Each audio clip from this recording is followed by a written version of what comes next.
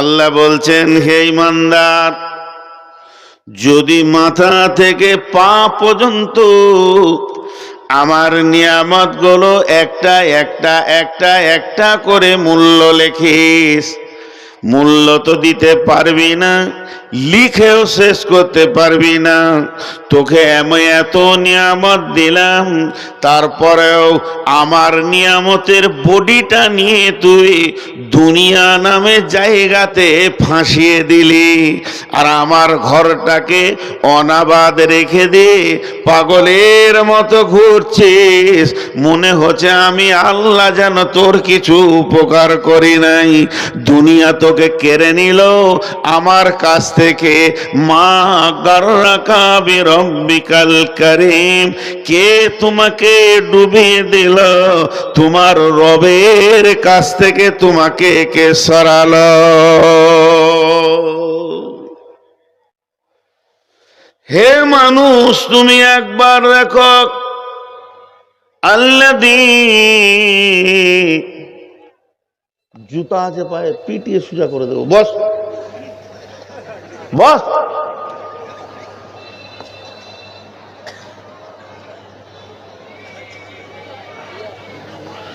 الذي خلقك فسواك فعدلك في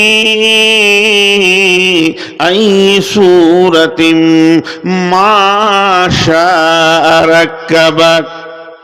ওই আল্লাহ তোমাকে বানিয়েছেন, তোমাকে শুধু বানাইনি, তোমার অবয়বটা এত সুন্দর করে বানিয়েছেন। হাঁটুটা ফোল্ডিং করেছেন, পায়ের শেষে 10টা আঙুল দিয়েছেন, হাতের শেষে দিয়েছেন। পায়ের শেষে আঙুলগুলো ব্যালেন্স ঠিক রাখবে, হাতের আঙুলগুলো ধরবে। কেমন তোমাকে বানিয়েছেন, যে জায়গাটা তোমার মেশিন রয়েছে, কলিজা আছে, ফ্যাপসা আছে, দামি দামি মেশিন আছে, ওইখানটা হাড্ডি দিয়ে লেমিনেশন করে দিয়েছেন যাতে কোনো বিপদ আপদ না হয়। ফাদালাক ফি আই সূরাতিন মা শাআ রাক্কাবাক, তোমার চোখে দিয়েছে, চোখে তারা দিয়েছে, তারাতে মণি দিয়েছে, চোখের পাতা দিয়েছে, ভুরু দিয়েছে। এত সুন্দর করে যে আল্লাহ তোমাকে বানালো, ওই আল্লাহর সাথে তোমার কি বিপদ ঘটে গেল? তোমাকে বিয়াই বাড়িতে পায়, তোমাকে পাওয়া যায় চাচার বাড়িতে, তোমাকে পাওয়া যায় খালার বাড়িতে, তোমাকে পাওয়া যায় বন্ধুর বাড়িতে, কিন্তু তোমাকে একবারও আল্লাহর ঘরে কেন পাওয়া যায় না?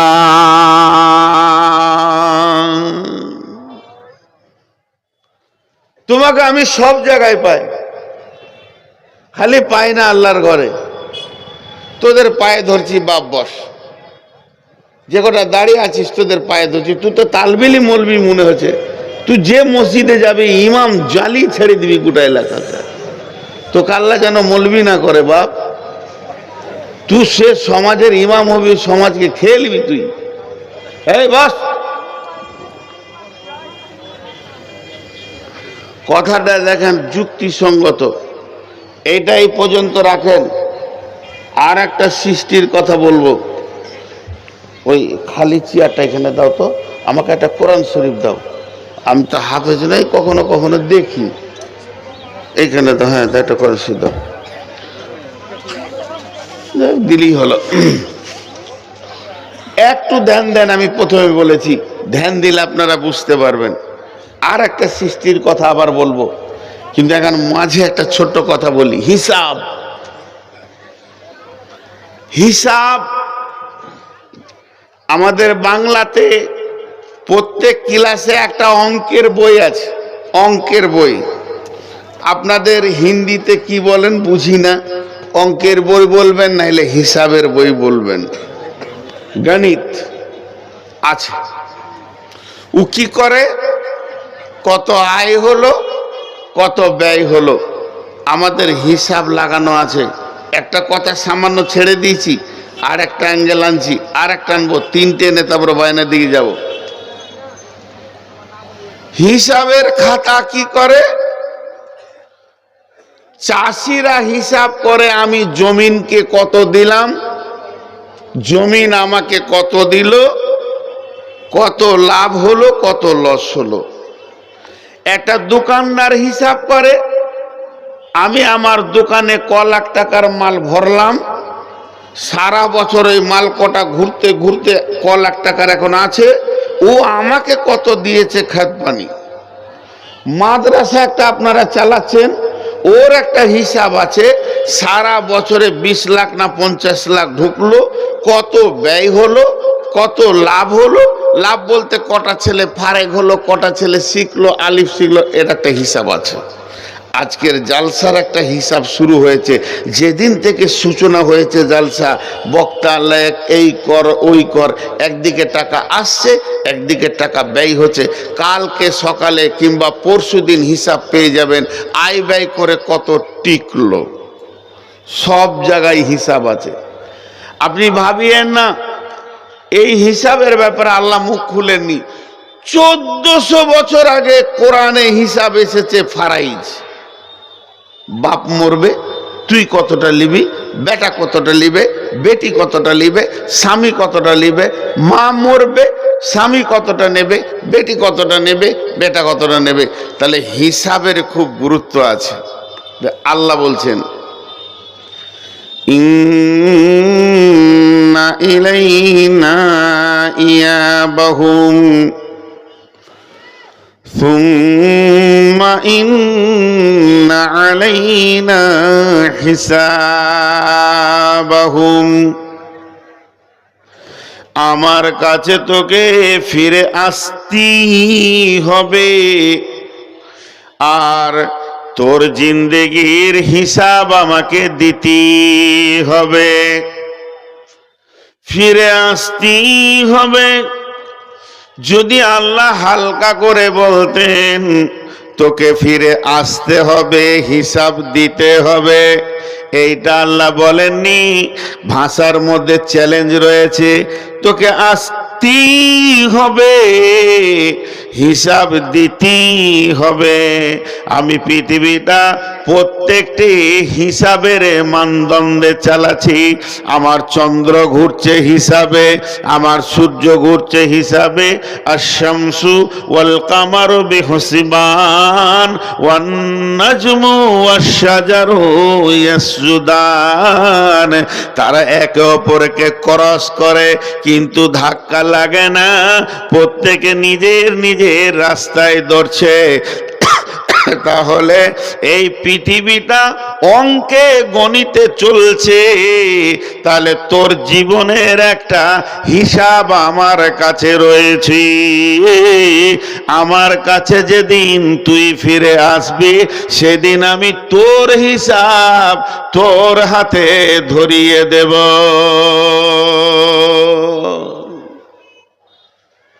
হিসাব চলছে, হিসাব আছে। আল্লাহ বলছে কি রকম হিসাব জানিস? আমার মিসালটা শুনেন। অল্ট্রাসোনোগ্রাফি, যে রুগীগুলো খুব কষ্ট পায় ওদেরকে মেশিন দিয়ে ইসিজি বলে। ইসিজি মানে হচ্ছে অল্ট্রাসোনোগ্রাফি করে গোটা বডিতে। কেমন করে করে আপনারা দেখেছেন না দেখেছেন তা আমি বলছি, শুনেলেন। এরকম রেডিওর মতো একটা বড় মেশিন আছে, ওর ভিতরে গোল করে ফিতের মতো কাগজ ভরা আছে, আর আপনাকে লম্বা করে শুয়ে দেবে, হাতে এমনি করে চিমটে দেবে, পায়ে চিমটে দেবে, আর হাতে পায়ে গোটা বডিতে তার দেবে। দিয়ে ডাক্তার একটা মেশিন কিনে এরকম করে বোলাবে, আর টিভিতে কলিজা ফ্যাপসা ভিতরে যা আছে সব কিলকিল কিলকিল করে দেখে যাবে। এইদিকে কিডনিতে, এখানে নিচে পেশাবের জায়গা সব ঘুরাবে। আর ওই যে মেশিনটা রাখা আছে কাগজের ফিতের মতো আছে, ও তখন চালু হয়ে যাবে। আর ওর একটা কলম আছে, এরম এরম করবে, এরম এরম করবে, এরম করবে, লম্বা করে চলতে যাবে, কড়কড় কড়কড় কড়কড় কড়কড়। ডাক্তার যতক্ষণ করবে ততক্ষণ করবে, লম্বা একটা ফিতে বার হয়ে যাবে। যে ফিতেটাকে গুটিয়ে আপনার হাতে ধরে দেবে, বলে এইটাই আপনার রিপোর্ট। কলজে ফ্যাপসা হার্টের রিপোর্ট। তার মানে কলম চলছে। আল্লাহ তাবারাক ওয়া তাআলা বলছেন, ফি আই সূরাতিন মা শাআ রাক্কাবাক। কাল্লা বাল তুকাযযিবুনা বিদ্দীন ওয়া ইন্না আলাইকুম লাহাফিদিন। তোরা এত আওয়ারা হয়ে গেলি, চলার তোদের এত আওয়ারাগিরি শুরু হয়ে গেছে। মুসলমানের হাত পা চলা ওঠা বসা দেখে মনে হচ্ছে আল্লাহও নাই, আখেরাতও নাই। এগুলো গল্প, মিথ্যা। হিন্দুদের যেমন রামায়ণ মহাভারত, এগুলো গল্প, মিথ্যা। ওই রকম মুসলমানের চলাফেরা দেখলে মনে হচ্ছে আওয়ারা, এদের আল্লাহও নাই, আখেরাতও নাই। ওটাকে মিথ্যা বলা হচ্ছে। কবরের পর কিছুই হবে না, হাসরের ময়দান বলে কিছু নাই। যদি ওগুলো থাকতো, হিন্দুরা এসেছে সিরাসিনে যে ঘুরে ঘুরে ঘুরে ঘুরে ঘুরে ঘুরে মুসলমানদেরকে দেখছে। হিন্দুরা শুনে এসেছে, এতদিন জেনে এসেছে, কোনো বই পড়েছে যে আখেরাতের ভয় যদি থাকে তো মুসলমানদের থাকবে। ওদের কাছে যত আখেরাতের দলিল আছে, যত কবরের দলিল আছে, অন্য কোনো জাতির কাছে এত দলিল পৌঁছায়নি, এত আয়াত পৌঁছায়নি, এত হাদিস পৌঁছায়নি। তাহলে চল চল চল সেরাসিনে একদিন থেকে আসিগা। ওদের চলাফেরা দেখলে আমরা বুঝে নিব এরা আখেরাতকে কত ভয় করে। এবার সেরাসিনে এসে দেখছে সব আওয়ারা, নামাজ পড়ে না, মদের বোতল নিয়ে ঘুরে, চায়ের দোকানে সারাসারি মিথ্যা কথা, মুখের ভিতরে খিস্তি। তার মানে এদের চলনের ভিতরে আখেরাতের কিঞ্চিত পরিমাণ আছে বলে মনে হচ্ছে না। আল্লাহ বাল তুকাযযিবুনা বিদ্দীন। আল্লাহ বলছে তোদেরা যত আওয়ারা হবি হয়ে যা। ওয়া ইন্না আলাইকুম লাহাফিজিন কিরামান কাতিবিন। তোরা আমার অধীনস্থে বাস করছিস, আমার বর্ডারে তোরা বাইরে যেতে পারবি না, তোরা আমার হেফাজতের মধ্যে আছিস। আর আমি তোদের পেছনে সম্মানীয় লিখককে লাগিয়ে দিয়েছি, ওই মেশিন চালু আছে। যেদিন তুই জন্ম নিয়ে পৃথিবীতে এলে সেদিন আমার কলম চালু হয়ে গেছে, ওই কলমটা চলতে আছে। কতদিন চলবে, কতদিন চলবে? যেদিন আজরাইল তোর নিঃশ্বাসটা বন্ধ করবে, আমার কলম সেদিন বন্ধ হবে। কিরামান কাতিবিন। হতে পারে তুই ক্লান্ত হয়ে গেছিস, গাছের নিচে শুয়ে আরাম করছিস, তবু আমার কলম চলছে। তুই রাত জেগেছিস, ফজরের পর ঘুমাচ্ছিস, তবু আমার কলম চলছে। আমার কলম কোনো সময় থকবে না, বিরতি হবে না, সে থামবে না। সেই কলমে দুইটা কালি বের হচ্ছে, একটা কালি হলো সবুজ। যখন তুই ভালো কাজ করবি তখন সবুজ কালি বের হবে, আর যখন তুই গুনাহ করবি তখন লাল কালি বের হবে। আর ওই ফিতেটা চলতে থাকবে, চলতে থাকবে। যেদিন তুই হাসরের মাঠে আসবি, তোর রিপোর্টটা তোর হাতে ধরিয়ে দেব।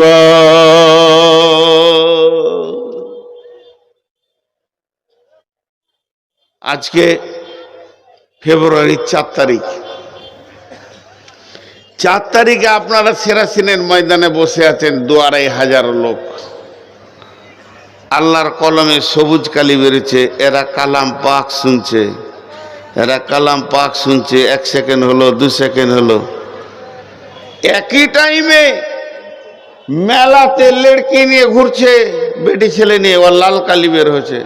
আরে লুচ্চা, তোর কানে কি মাইকের শব্দ পড়ছে না?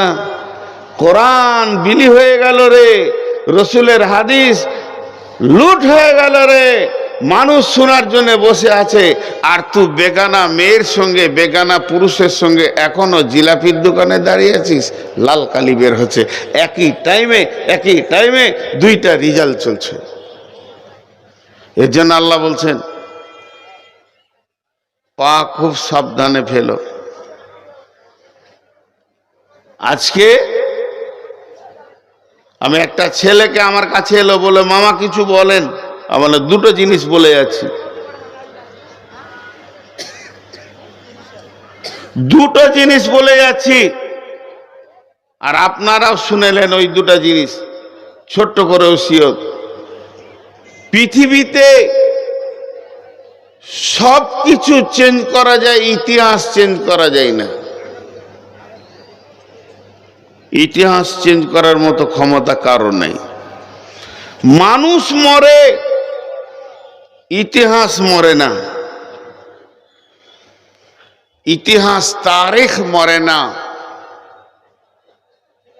একটাই জিনিস জীবিত থাকে, তার নাম হচ্ছে তারিখ।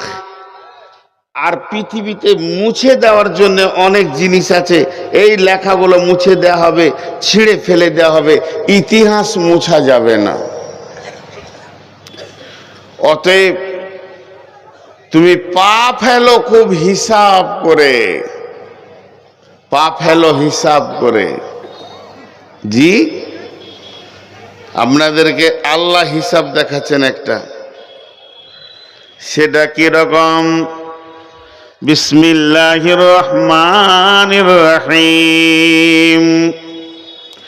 ইয়াসালুনাকা আনিস সাআতি আইয়ানা মুরসাহা ফীমা আনতা মিন যিকরাহা ইলা রাব্বিকা মুনতাহাহা কাআন্নাহুম ইয়াওমা ইয়ারাউনাহা লাম ইয়ালবাসু ইল্লা আশিয়াতান আও যুহাহা।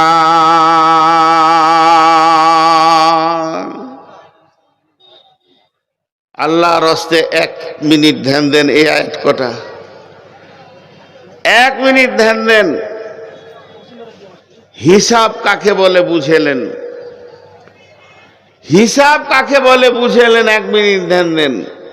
আল্লাহ বলছেন, হে পৃথিবীর মানুষ, ইয়াসালুনাকা আনিস সাআতি আইয়ানা মুরসাহা, নবী হে, তোমাকে ওরা প্রশ্ন করেছে কিয়ামত কখন হবে।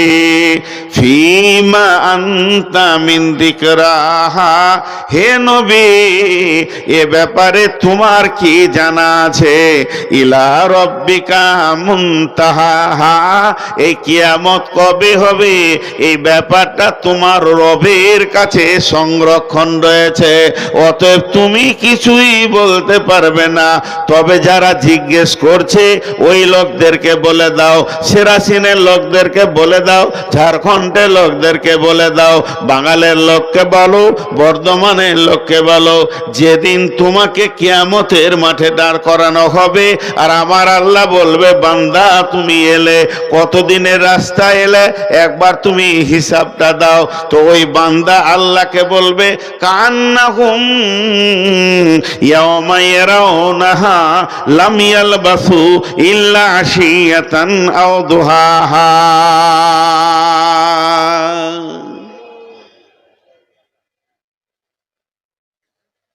কথা বলবো, কিন্তু একটা কথা জিজ্ঞেস করছি আপনাদেরকে। আখিরটা সবাই জানে, শেষটা সবাই জানতে চাই। এখানে হিসাব চলছে। আরে ছাড়ো হিসাব, থাকলো কত এটা বলো। খরচা বাদে থাকলো কত এটা বলো। 20 লাখ হয়েছে এটা শুনবো না, তোমার খরচা বাদে থাকলো কত বলো। এটার নাম হিসাব। ছেলেকে বলছেন, বাবা হাট বাজার করে নিয়ে এলাম, 7,000 টাকা নিয়ে গেছিলাম, দেখ তোরে কত আর রয়েছে। কতটা রয়েছে এইটার উপরে মানুষ গুরুত্ব দেয়, কতটা খরচা হয়ে গেছে ওটার গুরুত্ব অত দেয় না। আরে থাকলো কতটা বলো। মসজিদের হিসাব চলছে, থাকলো কত বলো। বছর শেষে থাকলো কত বলো। আমাদের আল্লাহ একটা ব্রেন দিয়েছে, সুস্থ মগজ দিয়েছে, কত খরচা করলাম এই দেহটাকে, এটা দেখার দরকার নাই। আর কটা দিন আছে বলেন? আর কটা দিন আছে? আমার আর কটা দিন এই পৃথিবীতে আছে, এই হিসাবটা কে বলতে পারবে? কেউ পারবে না। জি, কেউ পারবে না। একজনা বড় ইসলামী চিন্তাবিদ বলছেন, আল্লাহ দেন একসঙ্গে, লেন কিস্তিতে, দেন একসঙ্গে, লেন কিস্তিতে। হাজি ভাই, আপনারা একবার মুখ খুলে বলেন, আমি যদি কাউকে 10 লাখ টাকা একসাথে দিই, যা বিজনেস করে খাগা, ব্যবসা করগা, মাসে তুই আমাকে 5,000 করে দিস, কত বড় নিয়ামত! ও কত খুশি হবে যে এত বড় উপকার আমার বাপও করেনি।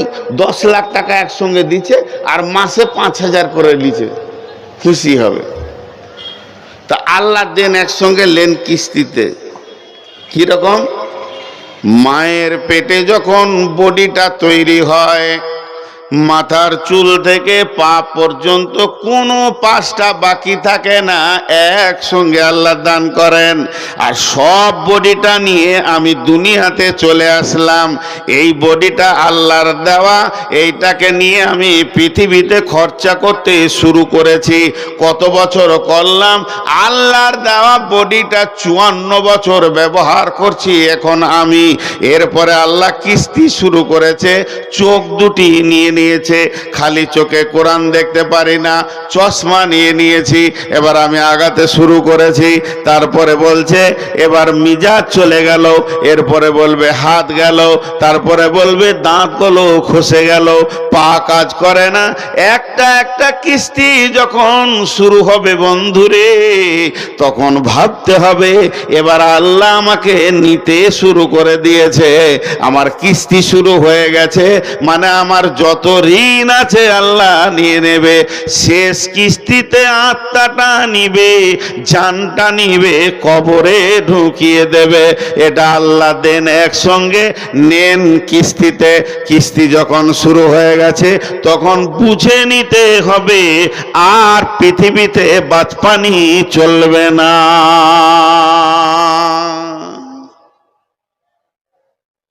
আর চলবে না। সেরাসিনের লোক আমাকে জিজ্ঞেস করছে, কোথা থেকে এলেন জি? আমার বাড়ি সেরাসিন থেকে 600 কিলোমিটার রাস্তা, 200 নাহলে 190। তো আজকে 600 কিলোমিটার গাড়ি চেপেছি। কাটিহারে জালসা ছিল আমার, কাটিহার শোকাসন ইসলামপুর। রাতে নেমে রাতে এদিকে বাড়ি গেছি।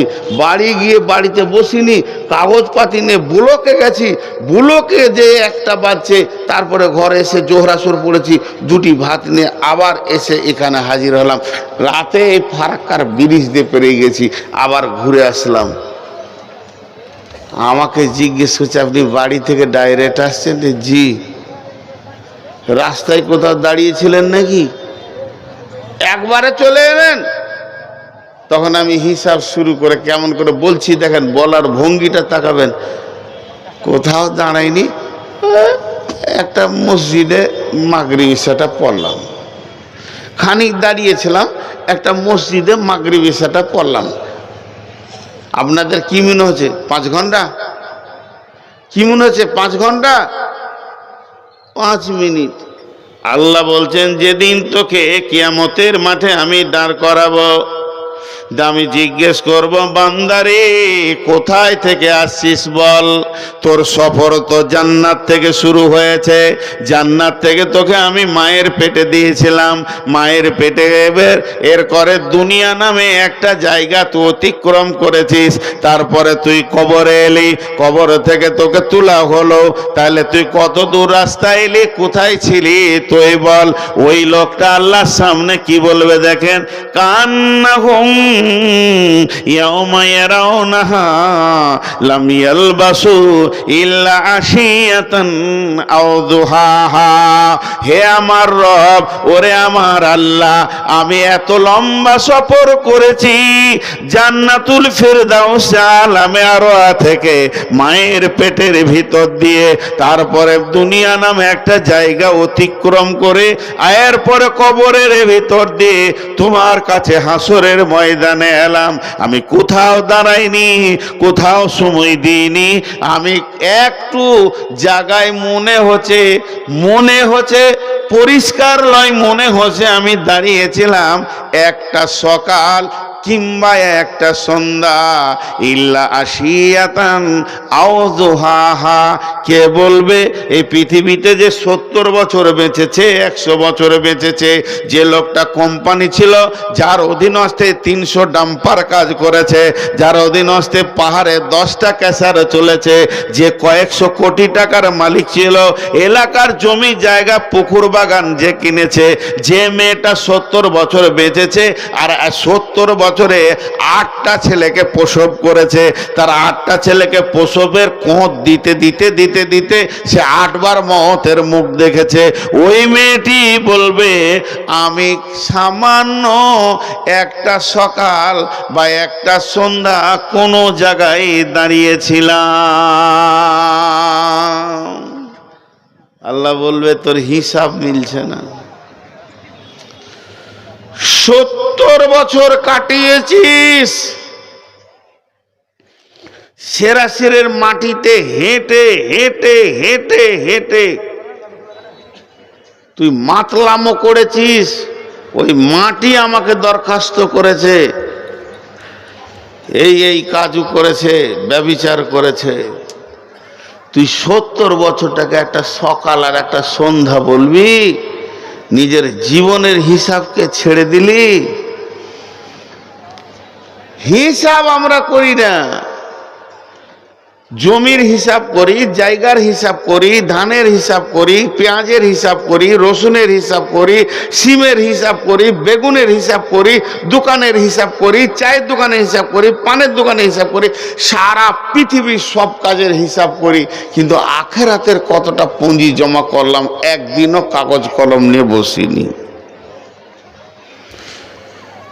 উদাস উদাস আওয়ারা, এ যেন সরকারি ষাঁড়, রাস্তায় ছাড়া আছে, যা মন তাই করবে, আওয়ারা। ভাইয়েরা আমার, আপনাদের সামনে একটা জিন্দেগির কথা তুলে ধরছি। লোকটিকে, লোকটির নাম হলো ফারুকে আজম ওমর ফারুক। এই লোকটি কত দামি, কত দামি। হযরতে ওমর যে রাস্তায় হেঁটে যেতেন ওই রাস্তায় শয়তান হাঁটত না। হযরতে ওমর এই রাস্তায় হাঁটছে, শয়তান যদি দেখে নিয়েছে ওমর আসতে, তো রাস্তা চেঞ্জ করে নিয়েছে। লোকটা কত দামি। হযরত ওমরের নাম ওমর বিন খাত্তাব। আল্লাহর রাসূল ওমরের নাম দিলেন ফারুক। ফারুক মানে হক আর বাতিলকে ফারাক করেছে, তাই হলো সে ওমর ফারুক। লোকটা কত বড় দামি বন্ধুরে, ইনি হলেন মুসলিম জাহানের দ্বিতীয় খলিফা। একদিন ওমর যখন খলিফা হয়ে গেছে, সে খলিফাতে পেয়ে গেছে, খলিফা হওয়ার পর সঙ্গী সাথীদেরকে নিয়ে মরুভূমির রাস্তাতে চলছে। চলতে চলতে নিজের বাচপানি কথা মনে পড়ে গেছে। নিজের বাচপানির কথা মনে পড়ে গিয়ে সাথীদেরকে শোনাচ্ছে, ও আমার সাথীরা শোনো, ও রসুলের উম্মতেরা শোনো, ও লাল গোলামের শোনো, এই ময়দান দিয়ে আজকে আমি খলিফা হিসেবে হাঁটছি, বাদশাহ হিসেবে হাঁটছি, আমি উটের ওপরে সওয়ার হয়ে যাচ্ছি। একদিন আমার আব্বা আমাকে উট কিনে দিয়ে এই ময়দানে দিয়েছিল, যা তুই উট চড়িয়ে নিয়ে আসগা। আমি ওমর একটা উটের রাখাল ছিলাম, এই ময়দানে উট চড়াতে এসেছিলাম। তাহলে একদিনকার ঘটনা শোনো। আমাকে প্রচন্ড রোদ লেগেছে, আর উট আমার ঘাস খেছে, ঘুরছে, চড়ছে, আমি আর গরমে থাকতে পারছি না। কোথা যাব, কোথা যাব? উটের পাছাতে গিয়ে বসেছি। হযরত ওমর উটের পাছাতে গিয়ে বসেছে, আর উট বড় বড় বড় বড় করে ওর মাথায় হেগে দিয়ে কতটা বুঝে, চাওয়ালা ওই উঠা, চা উঠা, ভাগ, সিধা মালদা স্টেশন চলে যা। এই চাওয়ালা ভাগ, ওই চাওয়ালা ভাগ। আবার ওখানে দোকান বানাচ্ছু, ফের ওখানে দোকান বানাচ্ছে, ওর সাহস কত উঠে না, ভাগ বার হাঁটবা চলে যা, তোকে খুঁজছে স্টেশন। ও ফের গাছের আড়ে বসলো। কত বড় বদমাশ ও, কয়েকটা লোককে, আবার ওটা মৌলবিও আছে, বাস ওটা মার্কেট করে দিলে। সুবহান আল্লাহ। এক মাতাল রাস্তায় হাঁটছে, বুঝছেন, টলছে। এক মৌলবি বলছে পড়ে যাবি বে, সোজা করে হাঁট। ও টলতে টলতে বলছে আমি পড়লে একা পড়বো, তুই পড়লে সমাজ পড়ে যাবে, তুই বেশি সোজা হাঁট, তুই যদি পড়ে যাস তো সমাজ পড়ে যাবে। মৌলবি যদি বেলাইনে যায় ওকে সোজা কে করে? আমার মতো বদমাস পড়বো পৃথিবীতে আর নাই আর কি। হ্যাঁ, সুবহান আল্লাহ। এরাই আবার সমাজ চালাবে বলছে। আমি বললাম যে আমি রুগী হয়ে গেছি এখন। তো হযরতে উমারের মাথায়